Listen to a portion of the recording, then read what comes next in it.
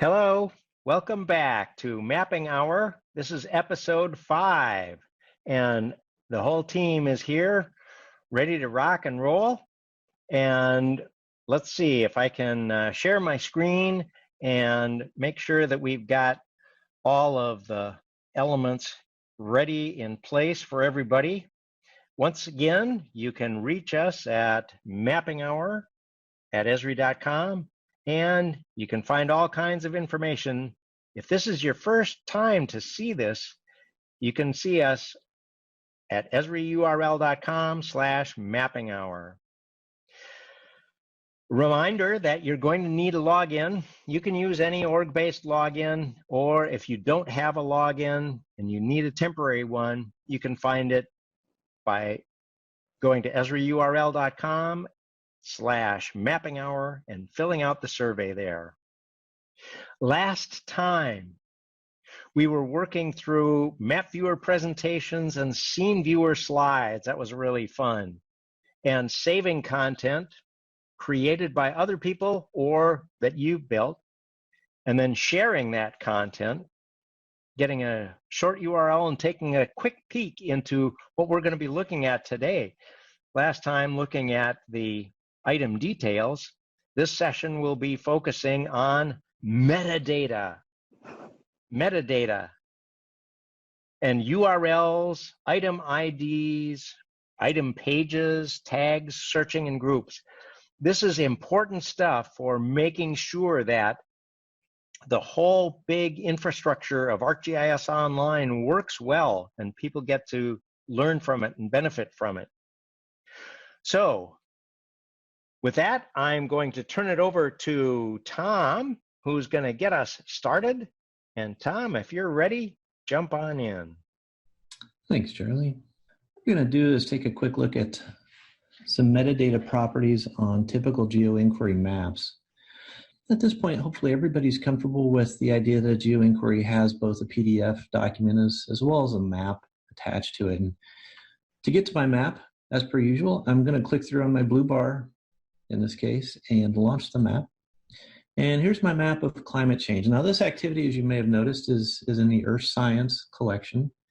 And what we really want to do is investigate a little bit about this map, investigate through its metadata a little bit more. And you'll notice, as we did with the last episode, when you're on a map, you can press that About button, learn a little bit about the map through its summary that's posted here. You can find out a little bit about when the map was created, as well as the More Details link. So when you click that More Details link, of course, you actually end up on the items page.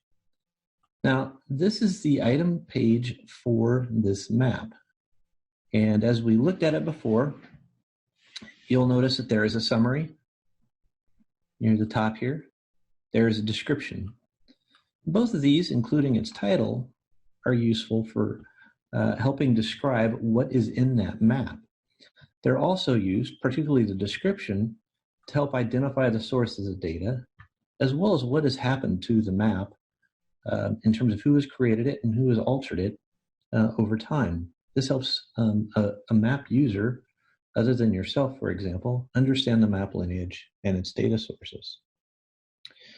In addition, of course, the details page includes the creator, and one of my colleagues will be discussing a bit more about the owners or creators that are attached to items inside of ArcGIS Online. And of course, on maps and features or data layers, as we scroll down, we see the contents, in this case, of the map. We see the layers within the map. If we keep scrolling, we can also see things like terms of use, and on the right column, we can tell who actually holds the licensing on that particular set of data. So the item details page provides a lot of useful information to us about who created the data, maybe why they created it, and what has changed about the data or the map over time. We also learn a little bit about the creator, owner, and its terms of use. Let's take a closer look at one of the layers in this map. And we can do that by scrolling down to the layers list. And in this case, perhaps we'll look at, let's just look at one of the temperature anomaly layers that's included in this map. So the item page is now loaded, and this time we're not looking at an item page for a map, but rather we're looking at an item page for a data layer. You'll notice there's a lot of similarity, a title, a summary, and a description. We can also see owner and creation dates. And like before, as we scroll down, we can see terms of use and tags and some of these other elements included in the items page. Now on the items page, whether you're looking at an item page for a map or a data layer or any other type of object in ArcGIS Online, it's important to note that in the URL of your browser, each item in ArcGIS Online has a unique, what we call alphanumeric or numbers and letters string. This string identifies the map or the data layer uniquely inside of ArcGIS Online. And if you know that alphanumeric string, you can always uniquely identify an object inside of ArcGIS Online. So, if we own a data layer, in this case, you'll notice I am not logged in, but I'm looking at the item page for a layer. If we own it, we have a few other options available to us. You'll notice that in this new browser window, I'm actually logged in as the item's owner. So I am logged in this case, as the account name Esri_Tess, which you can see down here in our owner. Now, as the owner of this particular item, I still have the overview page, which is largely publicly viewable, but I've also got access to usage statistics. And as I keep scrolling or keep clicking rather, and I go to my summaries tab, I have some additional options that I can explore around this particular item. And one that is useful to keep an eye on is the ability to mark data or maps with preferences for making them either authoritative or even deprecated. You'll also notice that on the settings tab, we have the option to prevent an item from being accidentally deleted. If you've got data or your students have data that's very valuable, or something you just don't want to accidentally lose, check that box and you'll save it to update the item. This holds true for maps and data alike across ArcGIS Online. I think with that, we'll turn it over to Joseph. Thank you, Tom. Much appreciated. All right, folks. In the last hour, we created a presentation from an ArcGIS Online map. And that's what I've got right here. It's the upper elementary geoinquiries that we saved into our own, in my case, my own ArcGIS Online account. And just as a reminder, this comes up a lot in workshops and classes and so on that our team has worked with over the years. So people are still wondering, am I overwriting the original person's map? No, you can't overwrite someone else's map. So you're saving it into your own organization, and then you can make changes, and ditto for your students or your kids if you're a parent teaching this. So just wanted to make sure that people were aware of that. I've saved a copy of one of our favorite topics, what's not to love about watersheds, and I can make changes to it. I've also made a presentation out of it, and so what we're going to do in this section is we're going to build on what Tom was working with you all on in terms of metadata, sharing, and a little bit, just getting a little bit deeper into the swimming pool, but not too deep. Okay, first of all, we want to open our presentation. Remember that the presentation is a way for you and your students to present content, zoom around to different parts of the map, display different layers, and so on. And so inside the map, if you've created such a thing, you'll see in the upper right an edit presentation. Remember, the presentation is actually stored inside the map, and we'll reinforce that here in a small a few minutes. So if I want to edit this presentation, I'm going to go ahead and say, you know, I've already saved this, so I'm good to go. And all I want to do is add some data to the map and then edit the presentation. So just as a refresher, I've got 2 different slides in here. Slides is kind of a loose term. They're not really static, as you know. They're investigative tools. We can zoom and pan and do some investigation with these. So I've got these 2 things inside there. Remember the USA watersheds and then Colorado watersheds with a bit of additional data in it. So you can switch back and forth between the presentation and the map quite simply. If you're in the presentation mode, you can see Edit Map up in the upper right. If you're in the map mode, you see Edit Presentation. So it's a toggle back and forth. And what Kylie's going to get into a little bit later on is this whole idea of you're going to have a lot of tabs.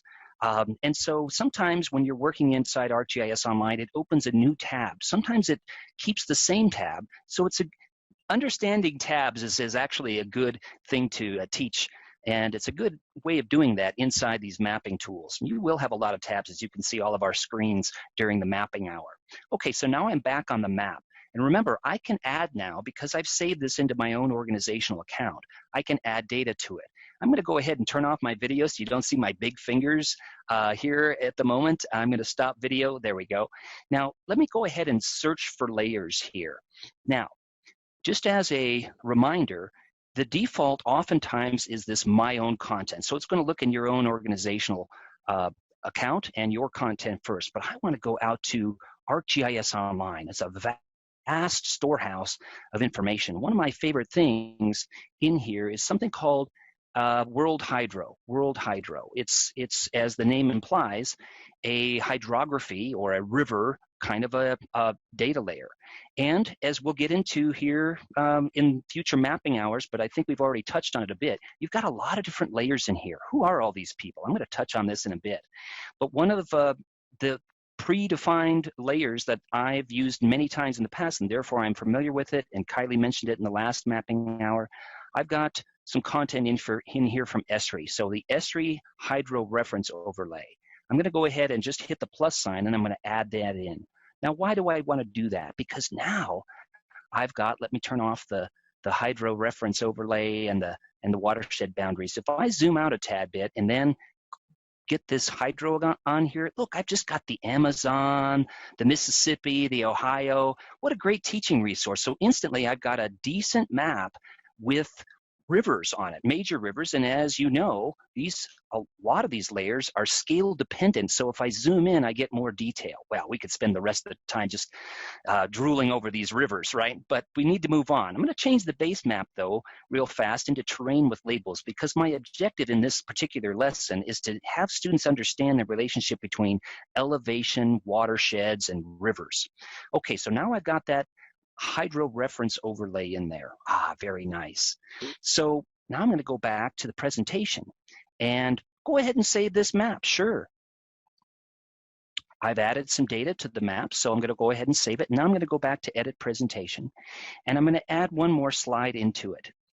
Now, one of the reasons why we're doing this is because as you go through workflows in class, you're teaching and you're instructing and students are presenting and they're digging into these maps and these data sets. This is a typical thing, right? The bell rings, right? The next day you come back into class and you need to go back into your content and you need to go back into your maps. So as you do this time after time, you're going to get very familiar with, okay, going back to the presentation, going back to the map. And that's why we're doing it here in the mapping hour. Okay, let's go ahead and add a slide, and I'm going to call this the rivers. Ooh, okay. And I've got the hydro reference overlay. I've also got the watershed boundaries, but I don't want to have that. I just want this one to be rivers. Okay. And I'm going to set to current. That's fine in the interest of time here. And the base map, I want that terrain with labels. Ooh, okay. Let's go ahead and maybe zoom in right here. Set to current. And now let me go ahead and look at the slide list here. Oh, and as Charlie was explaining the other day, maybe you want to alter the order of these things. So I could do that. I think I'm going to leave it alone right now. I'm going to go ahead and save this presentation now, and let's go ahead and play this. Okay, now we should have 3 things in our presentation, correct, folks? We've got the USA watersheds there, and I've got the rivers, ooh, that layer I just added, and then what I did last hour, the Colorado watersheds. Now, why is it replaying? Why is it doing that? Well, remember, I have this set to, remember this options, auto advanced. If I don't want that anymore, I'll just say none here. Okay, so the point is we've gone in and we've changed the map, and we've also changed the presentation. Great. Now, what do we want to do next? What we want to do next is we want to build on what Tom was going through with you all, and that is the metadata. Ooh, okay. So if we go back to content here, ooh, I've got some unsaved changes. I'm going to go ahead and say yes. Okay, great. Now I'm going to go into, and this is where we're going to get you folks nudged into paying attention to the URL that's up here. This is my organizational account, k12.maps.arcgis.com. More about that later from my colleagues here. But the important thing for this segment is let's take a look at this item. So right now I only have one thing in my organizational account, and that is this web map.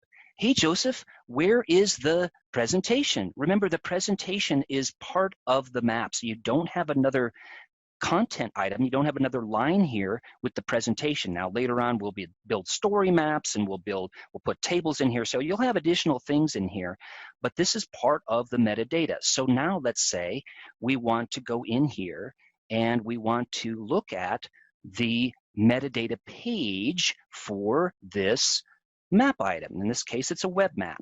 So let's say I can edit the title, I can edit this summary. I'm going to go ahead and edit the details here. And I've got a little text file here with some content that I want to add to this part of the metadata. So now, Tom mentioned, I think, something that was really important, and that is the lineage. It's part of the metadata. And the lineage helps you understand the process that the maps went through. Now, folks, don't write your master's thesis in here, okay? You don't need to write tons of text. But in this case, maybe I want to figure out, yeah, okay, I created this back then, and I've revised it today, and I've got this presentation here. That's all I'm going to put for right now. That's fine for my purposes. Okay, so another reason why we wanted to mention the metadata is that you have, for those of you that are interested in and are participating in the map competition, the K-12 map competition, this is part of the requirements. And the reason why is not to give you busy work, it's because metadata matters. If you want to find your own stuff, you're not going to name everything map 1, map 2, map 3, and you're going to put a little bit of content in here is what we're trying to stress and share with you all. All right, so the presentation is stored with the map. That's a little bit about the metadata. And then let's pay attention to another component of the metadata, and that is this owner that Kylie was introducing the other day in the mapping hour. Who is the owner of this? Okay, well, if you click on any map author, any content author, you're going to get a profile page. And this is another actual component of the metadata. Remember, Kylie the other day was saying, well, you know, I'm going to go to some Esri content. And we've all got, Charlie mentioned Bernie Sokolsky. So oftentimes we go to authors that we know are putting out good content. And as you work in this ArcGIS Online environment, you'll get to know some people. That's an important part of GIS, is the networking of people. So in this case, I've got some content in here so that if someone had no idea who I was, and that's pretty much most people in the world, who's Joseph anyway? Okay, this doesn't say that all my content is perfect, but it gives you a little bit of an idea of, okay, I'm a geographer, I'm an educator, I work for Esri, this is what I've done in the past, etc. Okay, so a little bit of that in there, I think, is helpful. The other thing that we wanted to point out in here is the visibility. Let me scoot a couple things across here. I'm going to actually go to the content area, and then I'm going to go to my own zone here. So I'm going to go in the upper right here is my own profile settings and so on. So let's go ahead and just look at that ever so briefly, folks. Hope you're having fun doing this. Okay, let me scroll down here. You just looked at my profile, a little bit about what I've done, etc. But one of the things that we wanted to point out here is that who can see your profile? In the case of schools, we really advise people to share it with the organization. You don't need to share it with everyone. Share it with the organization so that your students know that you put out content and you're the instructor and you work with other instructors in your school, for example. So you're sharing it with the organization. More about that later, but the profile visibility is an important note that we wanted to share right here. And these are the groups that I belong to. More about that later, okay? Now, couple last things here. I wanted to show you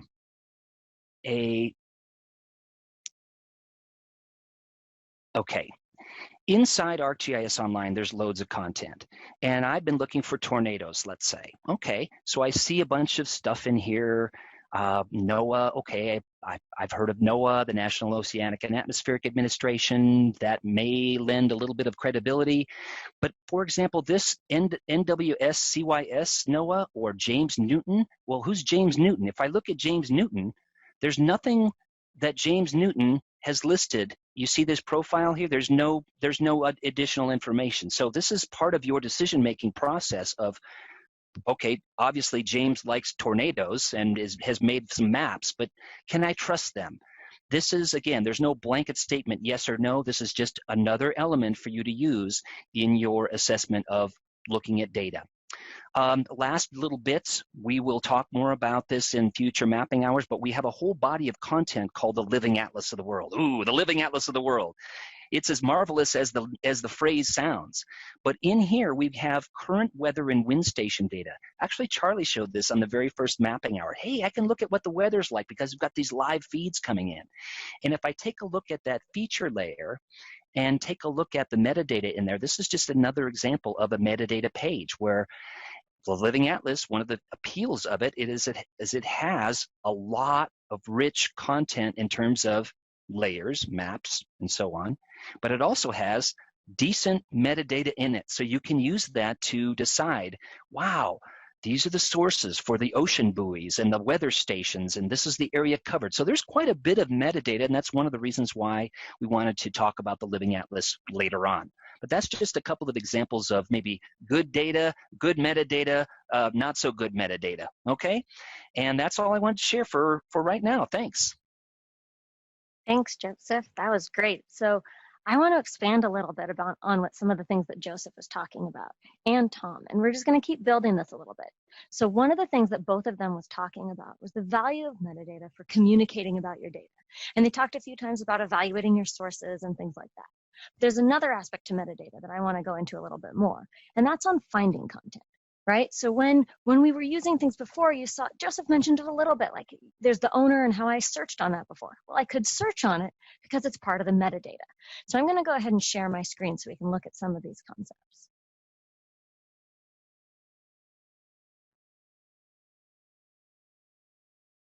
All right, so right now we're back on one of those item pages that you've seen a number of times today. And this is the metadata of the page. And I'm going to focus on one part of it that wasn't talked about that actually plays a pretty big part in search. So the one part that wasn't covered in too much, we saw it a little bit, is down here you can see that there are tags for this metadata. Now, when you create your content in ArcGIS Online, you can save it in folders and you can organize your stuff. This is helpful. At home, I don't want everything everywhere. I need to know my socks are in my sock drawer, right? Organization helps us find what we need. And we all have our own ways of doing that. Everyone has their own structure. Everyone has their own right way to set up their folders on their hard drive, for example. So we have folders and we can organize our content in them, and that's great. But another way we can organize our content is with tags. And so we're gonna go ahead and see how we can use those here. Now with tags, I can edit them. And I can remove a tag that's already there. I could add an additional one. For example, this map is about color, so perhaps I want to add that tag. And I can add it, and it saves for me. So great. I can add some tags, and this is adding to that metadata. And I'll talk a little bit more about why those tags are really cool in just a second. But before I get into that, I want to show you there's also another time that you have the opportunity to add these tags. And that's when you're working in the map itself. Now, in the last episode, we did a lot of save as, right? We talked about taking someone else's content, making it your own. And I'm going to return to that same dialogue. Now, save won't give me anything too useful because this is already my map. I can already control the metadata. But if I do save as, I'm going to be shown some of that metadata that I can go ahead and edit. And again, tags are one of the things. They're important enough that they're right here. That description we looked at is also important, but it's not here. I don't have to have one when I'm creating my content. Tags are really key for the search experience, both for your own data and for finding that of others. So that's why they're going to come a little bit front and center here. All right, so now we see kind of how we can add our tags. I want to show you a couple of reasons why they're pretty important. And the first one, I'm going to go ahead and go to our hub page for this series of episodes. So this is Mapping Hour, right? And you've seen links for the Mapping Hour hub page. And I know you haven't really seen it a ton yet, and you're going to be able to go and play with it all you want. But one of the things that Hub does as an Esri product is use tags. And so this hub is tied to a particular group. And we'll get into groups in a minute, so just bear with me on that. But it's tied to a group, and within that group, we can use tags to do different things. For example, with our episodes, you can see a link to get resources that we talked about during that. That's great. You didn't get all the URLs written down. Well, look, you can get to them all in one place here. Now, Joseph also mentioned tabs, and you notice I use tabs a lot when I present. The things I'm going to talk about, they're right up here at the top. And this is a great example of one way I do it. I'm going to just show you a trick. Some of you already know this because it's just browser functionality. But you can right-click and choose that you want it to open in a new tab. I like that because I don't want to forget what page I was on. Now, in this case, I actually already did it. So you'll see I have two of the same tabs next right here. That's okay. So we're going to go on in, and as this one loads up, we'll see the content that was part of that search. Now, in this case, actually, I have two different ones. I have episode 1 and 2. That's okay. They're just different categories and different tags that were used here. And you can see that by expanding the tags. You can see the different tags available in this search. You can see this is a search done in the hub right here using that search box. Now, if I wanted to change and look at episode 2, I could do so right here. I could change the search string I'm using, and that would give us our other item. All right. So in here, again, we have our different tags that we can use. So in hubs, our tags are used as part of our categorization.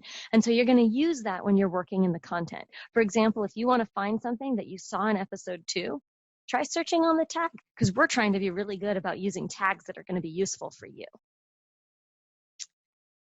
All right, I'm going to jump on over here now to another organization. And in this organization, I'm going to do a search. And this is why tags are important, right? Because it's something we can use in our search. And in the search, there's a couple different things we can do. So first, I'm just going to find some search results in here. Now, I've been doing a lot of blogs right now while we're at home, and I'm doing fun GIS projects with my kids to help get them interested in what I do. And I've been trying to use a consistent tag. I know I've missed it a few times, but in general, it's there. So I'm going to use my tag of GIS with kids to remind myself what I've already done and already played with. And I can go ahead and see, in this case, it's pretty much going to be my content because that's a pretty specific tag. Now, I can see a bunch of these results, and I could dive in and pick one that's from this series that I've been working on. So when you're doing this search, I'm going to just open one of these right now. And again, I'm using that trick of opening it in a new tab. So if I want to come back here, I easily can. And we're going to look at the item page. And you can see I'm not the best at the metadata here. That's okay. I can always go in and fill it out later when I'm ready to use these items. But if you look down here, you can see the tags. And in this case, that search term I did, GIS with kids, is pretty specific. So that was hitting the tag, and that's why that result got returned. It's important to understand in your ArcGIS content, other fields are also going to be used in this search. So it's not just the tags that I'm returning. As Joseph mentioned, you have good names, right? You didn't name them map 1, map 2, map 3, because then you wouldn't be able to find them. So for example, if I was to search on detectives, I would find the same result because my search is going to check the title. It's going to check the summary or that short blurb that you entered as you were creating the item. It's also going to be searching in the description as well as the tags. So that's great. There's a number of things this search will take into account. And you may remember the first day when we did a search, I said, just trust me for now. We're going to say owner : and write some stuff after it. That was a special way to do search. What that does, that notation we call it, when you have a special way of writing it, says in the owner, I need this value. And so, for example, if I wanted to make sure again that I'm finding in this search, I just want to look at my own content, I could type in my username here. And now with my search, I'll find all of my content that I have in this organization. So even though we don't think of that as a key searchable field, we can even make sure we say No, I don't care if someone for some reason typed Kylie _ Esri ed in the description. I only care if it's the owner. And this is going to speak also to that authoritative sources thing Joseph was mentioning. And what we've been emphasizing throughout this series, which is you have to know your data and you have to trust it. And part of trusting that data is knowing where it comes from and who made it. It's like when you had your students do maybe a literature review. Now, if they find a blog from Sally Joe that is available on Google, is that going to have the same authoritative value as something found on perhaps a news site, perhaps a known organization that specializes in an area, the content that they've provided? It's not, and it's the same with the owners of content in here. We know that Esri produces content. You've heard Byrne's name. He has some great content. Those of us in this session have done a number of pieces of content that you may find useful. And so you'll be able to search for those things, see the authoritativeness, and make your decisions based on that. Now, this is one type of search that you can do in ArcGIS Online. And in it, you can actually find a bunch of different types of content. And in this search, for example, in this one, I have 62 results. Maybe I remembered, I know I made content, but I don't remember what word I used. What did I call it? I sometimes have different favorite words depending on what I'm in the mood for. But I know it was a map. Well, I can help myself find the right thing by filtering down these results. Now, we talked about filter in the context of the map the other day, right? Do you remember we did that exercise where if we have people raise their hands, that's a selection, you can see everything, but you know which ones fit those attributes. And then if we filter, it's like everything else goes away, like go leave the room if you're not a lefty. It's the same here. Right now I have 62 results. If I say, I really only care about layers, wow, I'm down to 21. So I know that thing I made was a layer. And now as I scroll through to find the particular item I'm thinking of, I have a lot less I need to read through to find it. All over here are a bunch of different filters you can use. And you may remember one here, right? Tags that we started talking about. I can come in here and use those to filter. Oh, I did a blog about this. Well, let's go ahead and look. Well, I don't have any layers I created just for a blog.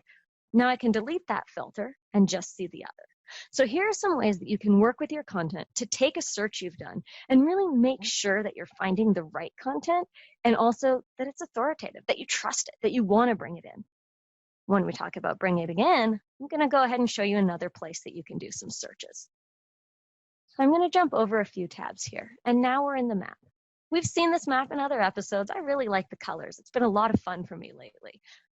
But what if I want to do a blog that combines these colors with something else? I'm sure Joseph would come up with a cool scenario where I wanted to take colors and overlay it with different data and what I was going to learn about one part of our country, right? We have some great ideas of what we can learn from this geographic data. Just having it isn't enough. So to do that, though, I would have to add the other layer in.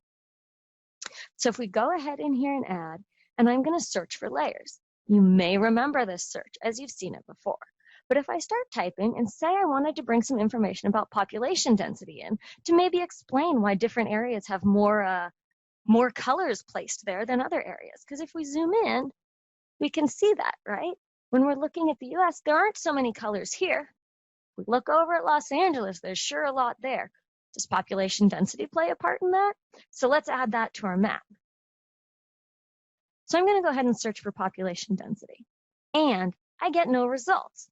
It's because of some of the filters that I have set. So at the top here is how you're going to filter when you're in the map. Right now I'm only looking in my content, and population density is not my area of expertise. I don't create a lot of layers for that at all.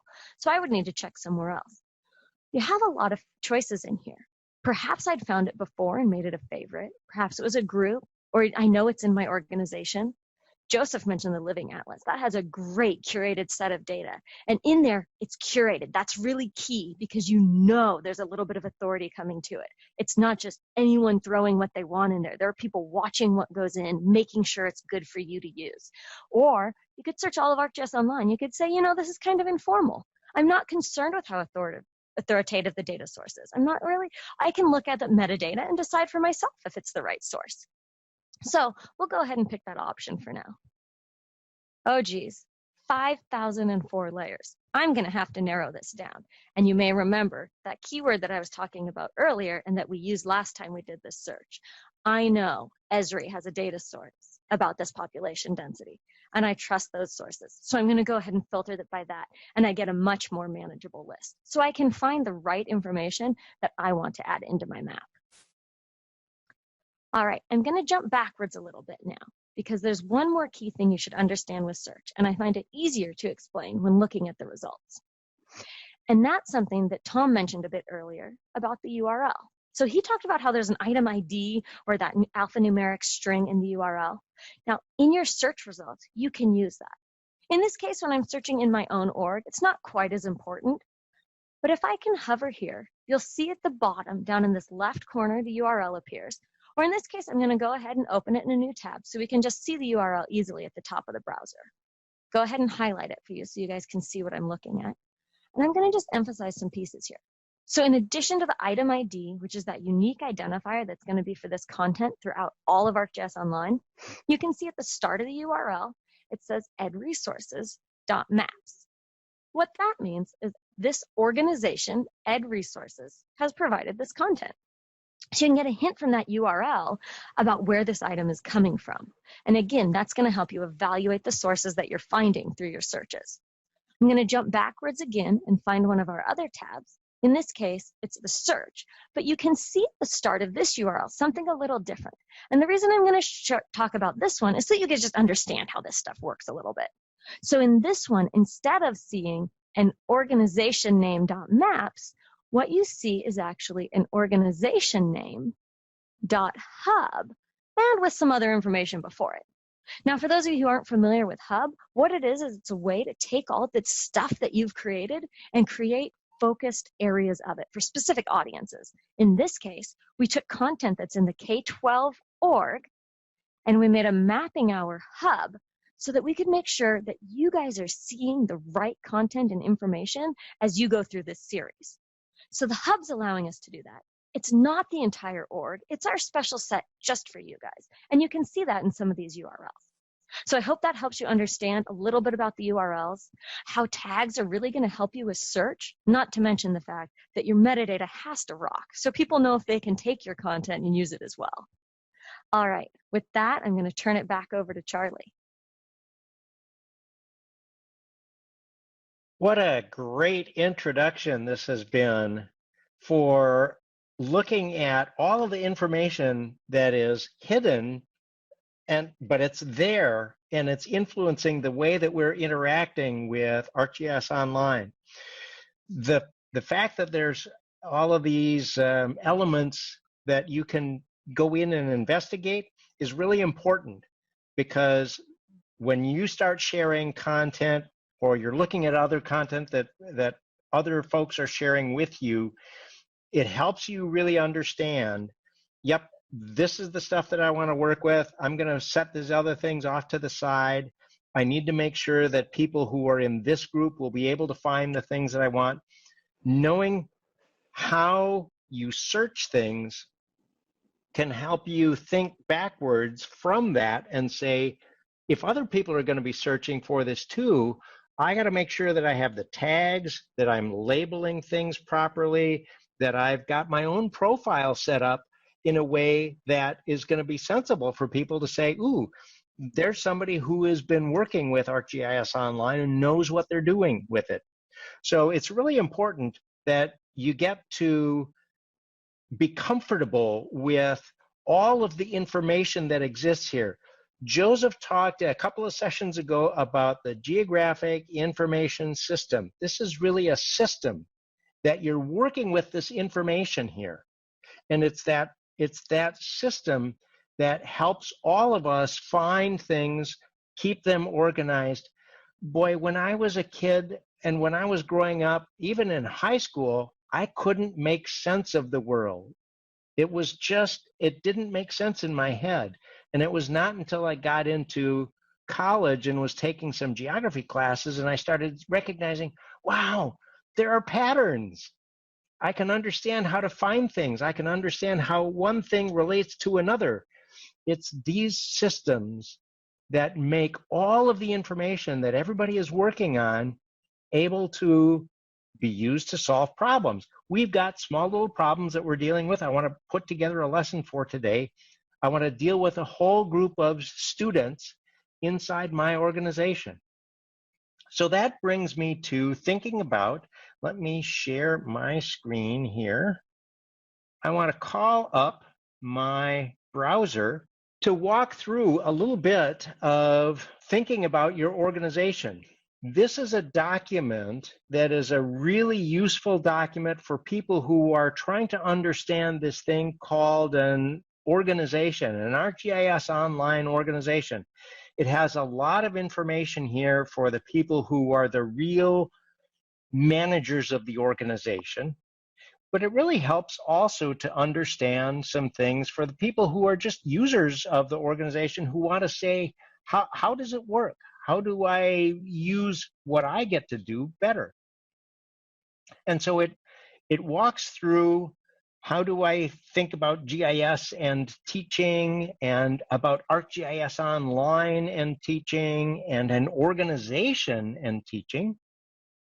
And then what does it take to create and use and run an organization? So it's walking through in kind of bulleted fashion. What are the high points about this?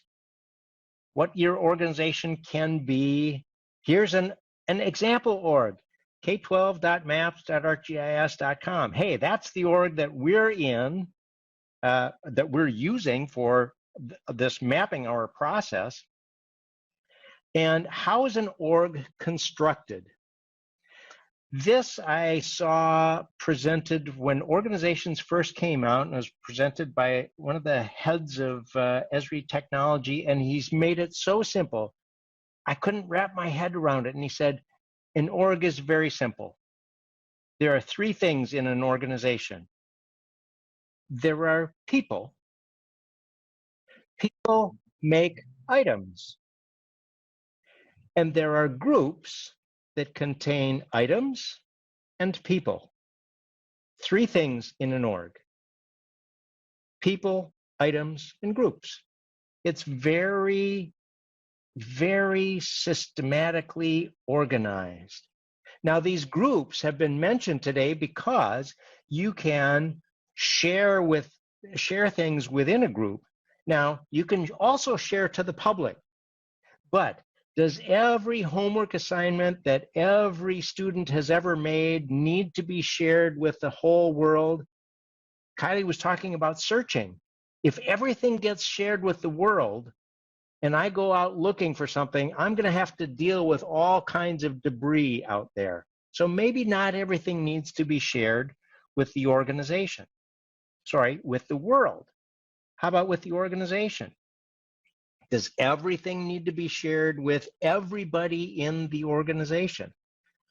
Maybe, maybe not. So let me move ahead here, where we're talking about roles and privileges and student names. This is talking about avoiding using personally identifiable information, PII, for students, because you don't want to have necessarily some of the information going out with student names or email addresses or anything like that about students out to the outside world. So you're setting your profiles so that they're generic, and you're setting the information so that it doesn't include PII in it. But then when you're starting to share, okay, do I flood everybody with everything? Maybe, maybe not. Here's some example groups in a school organization. You could have one for all of the students, or maybe the service club, or the 6th grade, or the student council, or science teachers, or Spanish 1A, 1B, 1C. You can have all kinds of groups inside your organization. Now, that's important because the groups are going to contain people and items. They're collections, they're organizers. Each group is going to have its own set of properties, and people and items can be in multiple groups. And groups can invite users from other organizations beyond. I'm working on a school project and I want to work with that teacher from that school and that teacher from that school, but they've got different organizations. How do we collaborate? Well, we can work with people from the outside organization. That's what we're really trying to emphasize here, is that when you understand how the system works well, whether it's making maps or looking at data or working with the organization, you can take advantage of the powers and make sure that you don't fall in traps. So these elements of the data, the information, are going to feed how people work with this through searching, through gathering, making sure that we find the right item, using it, taking advantage of it, recording. These are the things that we have used. So when we want to make something, boy, I used that layer. I really love that layer. I know it was in my map that I created for this special project. I'm going to find that project by looking for the tag, look down the lines. I can find that layer. I can follow the tag. All of these pieces fit together to make your operation more efficient, more powerful.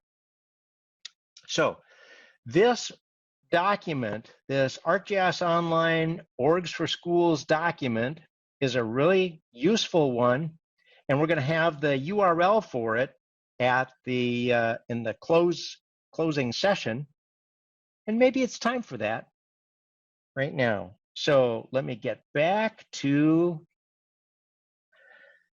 here we are. What have we done? We've been talking about metadata. Joseph even used that phrase, I never metadata I didn't like. That was great, Joseph. The URLs. If you don't pay attention to the URLs, start looking at them as you're working your way through. As I think Tom and Joseph and Kylie mentioned, there's that 32 character ID string that is up at the top. That piece is magic. And then you can start paying attention and looking at it as, well, there's little bits and pieces. Well, let's keep going here. Item IDs, item pages, tags, searching, groups, all of these things. That's what we did in this hour. And now, I knew this was coming up here. The metadata enables these informed decisions, and it's what powers the apps that you're using. It's what allows them to engage the right elements. And these URL components that you saw, Kylie broke down that nice long string where you got the org, you've got the mode that it is. Was that maps or was that hub? How is the data being treated?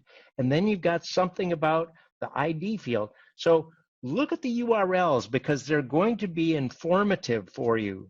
The more information, the more you're able to use information, the better your experience is going to be with GIS. Those item IDs, sometimes as you're working with a story map and you want to engage something, it's going to say, give me the ID number for this. Sometimes people contact me and say, I've got a problem and I can't open up something. And I say, give me the ID string for your map or your layer. These ID strings are crucial. The item pages, you're going to be relying on those things a lot. When the students who are working on the high school and middle school competition put these things together and we're judging them, we really pay attention to, did they do a good job in their documentation? Did it talk about what they've got in there? How is it organized? Where did it come from? Can I see tags in there? This is such a universal skill, this ability to present data, to prepare the data, to document the data. so that other people can take advantage of it. If all you were concerned about was for yourself, then you could have your own special kind of information page. But all of GIS is about sharing and bringing the capacities of other people together. And it's this metadata that makes it all possible. It's what makes searching possible. And that universal skill we really need to rely on. And finally, you start thinking about who are we going to work with in different kinds of projects. And you may be in an organization with dozens or even hundreds of groups, and each group has special characteristics to it. Okay, so some resources from this class, from the k12.maps.arcgis.com. Hey, that's the K12 org that you're in. Remember, you can create, save maps, add metadata, and share into the org's mapping hour group. What if you're in an org that you don't have a login into the mapping hour org, but you can find that group, find a group, just look for the phrase mapping hour, look for a group out in public ArcGIS Online mapping hour. That'll be our group. You'll see that little special purple logo there. That's our group. You can share things from your outside organization into that group. You can join that group. And then, if you want some examples of what it is that students have done with working with all of these capacities, take a look at the ArcGIS Online high school and middle school competition for the US students from 2017, 2018, 2019. The 2020 competition is still underway. People are still working on it. It's racing toward a close in the school year. And in the mapping hour zone, that's where you can find the other videos from the previous sessions. Do that survey. If you are just joining us now and you need a login, do the survey and seek a login. Now, from classic K-12 resources, here's this ArcGIS Online orgs for schools. There's the URL. That document will walk you through a lot of the things that you should know about your organization, even if you're just working inside it and you're not managing it. It's really helpful to take advantage of. Now, a lot of this was about metadata, and there's a wonderful set of activities that are sitting out as they're sitting out as part of the learn.arcgis.com zone. And this is the Teach with GIS group. There are some teachers who have been putting together some content, storing it in a sort of a little subset of that. And you can, here's the short URL to get to that zone. And one of our favorite teachers put together an activity that is looking at image resolution versus ground accuracy. And the way they do it is just looking at the metadata about the layers of information that are in that map. You go through and you'll see it's a nice, neat, short activity, and you can do it even without being logged in. You can look at this thing and work your way through it. It's a great lesson. Now, if you decided that, wow, this was so much fun, I got to have a bunch of lessons to go through, there is at esri.com/training. That's where the training site is for Esri as a company. The organization, the people who are using this out in industry and government and everything, they go take courses online from the training site all the time. And you can too, if your login is Esri enabled. Where do I read about Esri enabled? And the Orgs for Schools doc. That's where you can read about Esri enabled. So you need to have a login to take a course It can be a generic login to take a course. And this is a set of classes that takes about 6 hours to go through. It's 5 different classes that total up to about 6 hours to go through them. So you can go in and take a look, and it's walking through a lot of the stuff that we've been exploring here right now. And this training plan, learning plan, it's called, 5 courses, you can click on that link and it'll take you right to it. But it's going to say, go ahead and start logging in, and you'll want to have your login ready to do that. If you read the educator document that is there on that front page of a suggestion for you, you'll see how you as a teacher can have your students do that without needing to log in. There's a clever trick. Now, we're done with 5 sessions. What have we done? What have we looked at? We've looked at ArcGIS Online, this whole cloud-based infrastructure for mapping and analyzing data. ArcGIS.com, that's the address where you can do some mapping without being logged in. You can just go in and map like we did for the first 3 sessions, or with a login. This whole issue of online mapping, so much power built into online mapping, both the 2D side and the 3D side of it. It's so powerful. Getting people to do this is changing the world. It's changing the world. For people to be able to see information, you can be a part of that. You get to do this more powerfully when you start to understand how it works. You see the world differently because of that.